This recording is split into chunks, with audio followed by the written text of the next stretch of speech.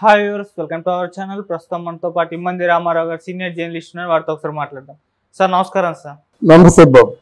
Sir, Chandrababu Naidu గారు అధికారంలోకి రాగానే ఇప్పుడు ఇసుక పథకాన్ని కూడా ఫ్రీ చేయబోతున్నారు. సార్, నిర్మాణ రంగంలో ఉన్న వారికి మొత్తం కూడా ఇసుకని ఫ్రీగా అందుబాటులోకి తెచ్చే ప్రయత్నం అయితే చేస్తున్నారు. ఈ నెల 8 నుంచి అయితే అమల్లోకి రాబోతుంది. మరి దీన్ని ఏ విధంగా చూడొచ్చు అంటారు సార్? వైసీపీ పాలన చూసాం, ఇసుక రేట్లు భారీగా పెరిగిపోయన్నారు, ఇప్పుడు ఉచితంగా అందిస్తున్నారు. సో దీన్ని కంపేర్ చేస్తూ మీ ఒపీనియన్ సార్ వీటిపైన? చంద్రబాబు నాయుడు చేసినటువంటి సంతకాల్లో అన్నీ అద్భుతమైన సంతకాలే, కానీ చేయకుండా అమలు చేస్తున్నటువంటి అపురూపమైన వరం ఇసుక అండి. ఇసుక అంటే మనకి తేలిగ్గా కనిపిస్తుంది, కానీ ఇసుక లేకపోవడం వల్ల ఆ అమరావతి పరిసర ప్రాంతాల్లో భవన నిర్మాణ కార్మికులు ఆఖరి దప్పికలతో చచ్చిపోయారండి. ఇసుక లేదు, ఇసుక కొనలేరు. ఫ్రీగా వచ్చే ఇసుకనేమో ఎక్కడికక్కడ రాజకీయ నాయకులు దాదాగిరి చేసి మొత్తానికి ఏంటంటే ఆ డబ్బులు దండుకున్నారు. దాంట్లో ఏవో అండర్స్టాండింగ్స్ ఉంటాయి.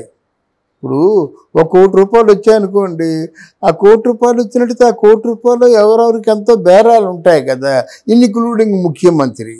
లేకపోతే కంట్రోల్ చేయడానికి చెప్పండి. ముఖ్యమంత్రి చెప్పినట్టయితే ఇసుక దందాలు చేస్తారా?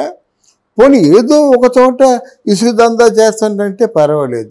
అక్కడ తిరుపతిలో ఆ పెద్దిరెడ్డి రామచంద్రారెడ్డి రోజా ఆవిడ ఎర్రమట్టి కూడా అమ్మేసుకుంది. అక్కడ ఎర్రమట్టిని కూడా అమ్మేసుకుంది అన్నమాట. స్కాము, వేల కోట్ల స్కాము.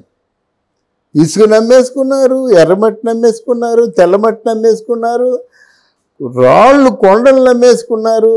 ఏమిటండి వాళ్ళ తాలూకు దౌర్జన్యం? తర్వాత ఏమో ఇది లిక్కర్ విషయాల్లోనేమో అక్కడ డిస్ట్రిబ్యూట్ చేసుకున్నారు అన్నదమ్ముల చేత. ఎన్ని వేల కోట్లు సంపాదించిందండి ఆవిడ. ఇలాగా వందల వేల కోట్లు సంపాదించినటువంటి వైసీపీ రాజకీయ నాయకులందరూ కూడా వైఎస్ఆర్ కాంగ్రెస్ పార్టీ అధినేత ముఖ్యమంత్రి ఎవరు మన జగన్మోహన్ రెడ్డి గారి తాలూకు భజన చేశారు, ఇంకా చేస్తున్నారు. భజన చేయడానికి కారణం ఇదే. ₹12,000 ఇంట్లో ఉన్నటువంటి రోజా ఈరోజు ₹300 కోట్ల ఇంట్లో ఉంటుంది. 10 కార్లు ఉంటున్నాయి. హైదరాబాద్లో 12 విల్లాలు ఉన్నాయి. మణికొండలో ఒక ఇల్లు, మద్రాసులో ఒక ఇల్లు, నగిరిలో ఒక ఇల్లు, మణికొండ అంటే హైదరాబాదు, చెన్నైలో ఒక ఇల్లు. ఇన్ని ఎందుకు ఈ ప్రాపర్టీ ఎంత దోచుకున్నారండి వీళ్ళు? ఇలాంటి వాళ్ళకి గొడ్డలి పెట్టు చంద్రబాబు నాయుడు గారు చెప్పకుండా తీసుకున్న నిర్ణయం. 5 సంతకాలు చెప్పి చేశాడు. అన్నా క్యాంటీన్ కానీ, మెగా డిఎస్సి కానీ కొన్ని ఉన్నాయి కదా, ఇవన్నీ చెప్పి అన్ఎంప్లాయీస్ కానీ ఇవో చెప్పాడు. 5 సంతకాలు అయిపోయినాయి. ఇది చెప్పకుండా చేసినటువంటి ఒక ఆశ్చర్యకరమైన అద్భుతమైన విషయం అన్నమాట. అందరికీ చాలామందికి ప్రాణాలు లేచొస్తాయి. పక్క రాష్ట్రాల్లో కడుపు నింపుకోవడానికి వెళ్ళే వాళ్ళందరూ తిరిగి వచ్చేస్తారు. కొన్ని లక్షల మంది ఉన్నారండి కృష్ణా జిల్లాలో భవన నిర్మాణ కార్మికులు. చూడండి, ఒంగోలు నుంచి, కృష్ణా జిల్లా నుంచి హైదరాబాద్ వస్తారు భవన నిర్మాణ. పాపం మీ దేవురంటే ఒంగోలు అంటారన్నమాట. ఎందుకంటే అక్కడి నుంచి వచ్చి పని చేసుకుంటున్నారు. ఇక్కడ 5 సంవత్సరాలు పిల్లల్ని వాళ్ళు పోషించుకోలేకపోయారు. ఆ భార్య పిల్లలు అక్కడ ఉంటే ఇక్కడ పని చేసుకొని డబ్బులు పంపించడం. అటువంటి అస్తవ్యస్తమైనటువంటి పరిస్థితుల్లో చంద్రబాబు నాయుడు గారి తాలూకు ప్రకటన వాళ్ళకి జీవం పోసింది. అయితే ఆన్లైన్లో ఇసుకిస్తూ ఉన్నారు, బాగానే ఉంది. దీని మీద ఎవరు నిఘా వేస్తారు? అంటే మీతో అంటే వాళ్ళు చేసిన వాళ్ళు మీరు మీ తాలూకు పార్టీ వారు కూడా చేయొచ్చు కదా. ఏ పార్టీ వాళ్ళు చేసినప్పుడు కూడా శిక్ష తప్పదు అనేటువంటి భయం ఉండాలి వాళ్ళకి. సార్, అంటే ఇప్పుడు ఫ్రీగా ఇసుక పంపిణీ కార్యక్రమం మొదలు పెట్టబోతున్నారు కదా, అసలు పేదవాళ్ళకి ఫ్రీగా ఇస్తాడు, అంతేగాని లారీలతో టన్నులతో ఇచ్చేయమంటే ఎలాగవుతుంది? ఆ ప్రభుత్వానికి ఆదాయం రావాలి కదా. అంటే సార్, దీనివల్ల రియల్ ఎస్టేట్ రంగమే అంటే లాభం జరుగుతుంది, మిగతా వాళ్ళకి కాదు అన్న ఒక విమర్శ కూడా వస్తుంది. ఎవరు చెప్పాడండి? పేదవాడు ఇల్లు కట్టుకోవాలండి. పేదవాడికి ఫ్రీగా ఇస్తే ఇల్లు కట్టుకుంటాడు, లేదా తెచ్చుకొనలేడు. ఒక లారీ లోడ్ కావాలంటే 20,000 ఎవరు కొంటాడు? ఆ ఫ్రీగా ఇస్తుంటే నేను కట్టుకోవచ్చు, మీరు కట్టుకోవచ్చు. ఇసుక కేటాయించే డబ్బంతా కలిసి వస్తుంది కదా. తర్వాత రియల్ ఎస్టేట్ అంటే రియల్ ఎస్టేట్ ఉంటే ఎంతమంది బాగుపడతారండి? భవన నిర్మాణ కార్మికులు బాగుపడతారు, కార్పెంటర్స్ బాగుపడతారు, ప్లంబర్లు, ఎలక్ట్రీషియన్స్, కొన్ని లక్షల మందికి ఉపాధి కదండి అది. తెలుగుతో మాట్లాడతారేంటి? పెయింటర్లు, వీళ్ళందరూ కొన్ని లక్షల మంది హ్యాపీగా ఊపిరి పీల్చుకొని ఉంటారన్నమాట. ఇప్పుడు అమరావతి పనుల్లో ఎంతమంది వెళ్ళారు? ఒకరిద్దరు 100, 1000 చాలదు కదా, కొన్ని వేల మంది వెళ్ళి పనిచేయాలి. ఈరోజు కొన్ని వేల మంది ఇళ్లలో దీపాలు వెలుగుతున్నాయి, అన్నం తింటున్నారు.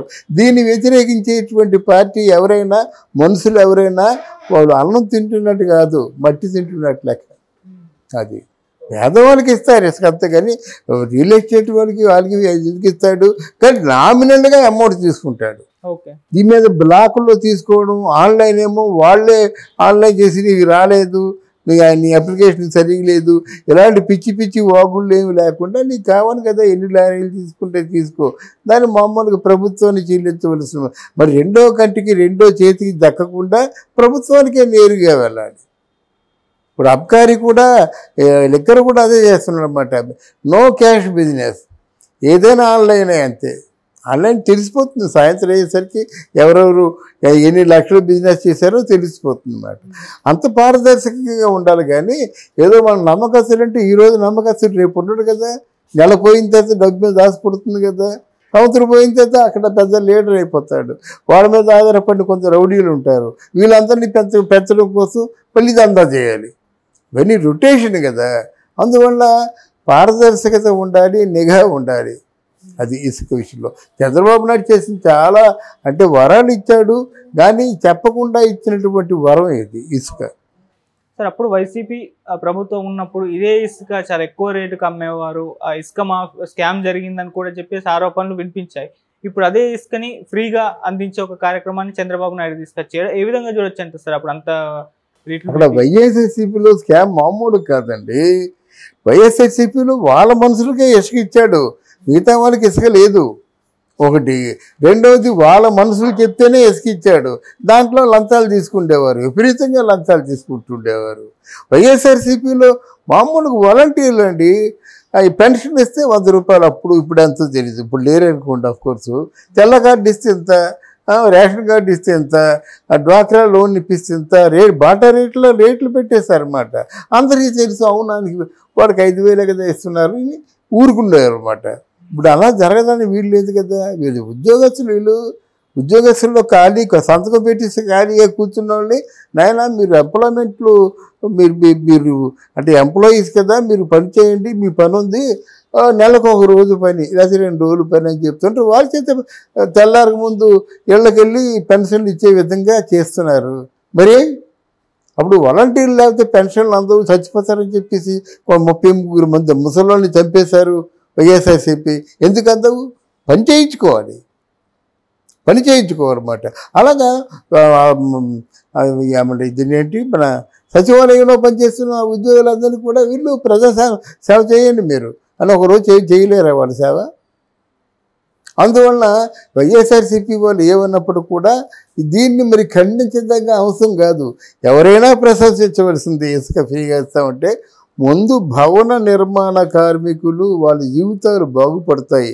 ఈ 5 సంవత్సరాలు అప్పులు పాలైపోయి అందక పెన్షన్లు ఏవి అంటే మామూలుగా ఏ పథకాలు రాక చాలామంది బాధపడుతున్నారు అన్నమాట. ఏ పథకం వచ్చినా అన్నారండి, పేదవాళ్ళు ఎలాగుంటుందంటే ఒక 5,000 వస్తే 5 రోజులు అయిపోతాయి. ఇది భవన నిర్మాణ కార్మికులకి అలా కాదు, ఏ రోజు ఆ రోజే వస్తుంది. చక్క ఏదో వెనకేసుకుంటారు. అది కొంతమంది పెద్ద భవన నిర్మాణ సంస్థలు ఏంటంటే వారానికి ఒకసారి సాటర్డే ఇస్తాయి డబ్బులు.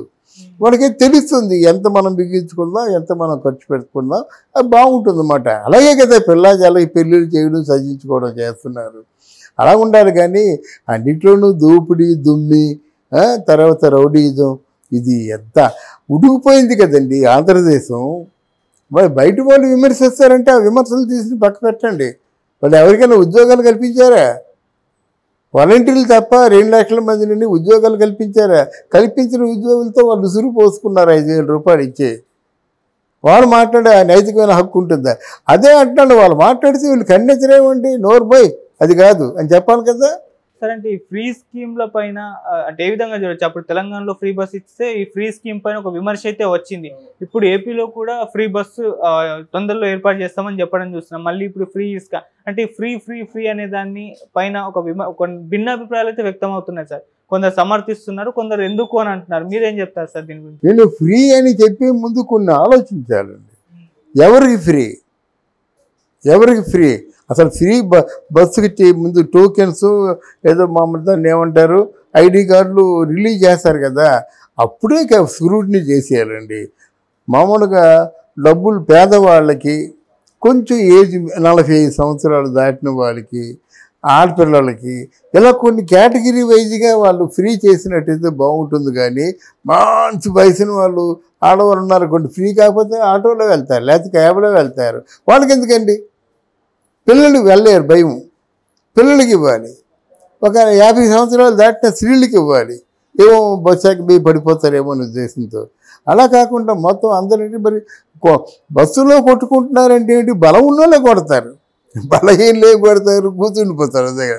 అంటే బస్సుల్లో కొట్లాట జరుగుతున్నాయంటే మీరు ఇచ్చినప్పుడు, మీరు ఐడి కార్డులు ఇచ్చినప్పుడు మీరు పొరపాటు చేశారు.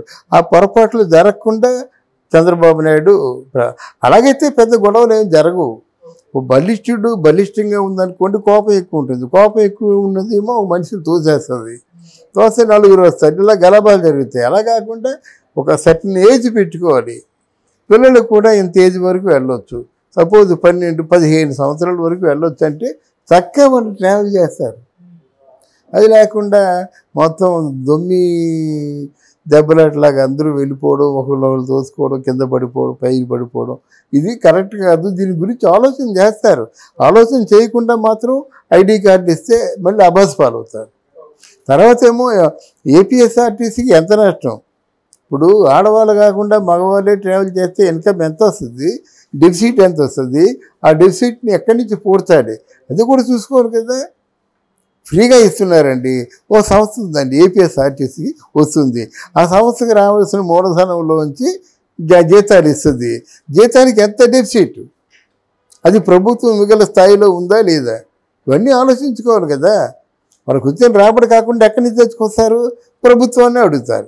ఆ ప్రభుత్వం జీతాలకేం డబ్బులు ఇవ్వరు కదా. జీతాలు డబ్బులు ఇవ్వాలంటే అంత డబ్బు ప్రభుత్వంలో ఉందా? ఇవన్నీ ఆలోచించుకొని ఆ కార్యాచరణ మొదలు పెడితే బాగుంటుంది. కానీ గుడ్డెద్దు చేలో పడినట్టుగా ఎక్కడలాగా కర్ణాటకలాగా వెంటనే గొప్పకి అనౌన్స్ చేసినట్టయితే మాత్రం తిప్పలు తప్పవు.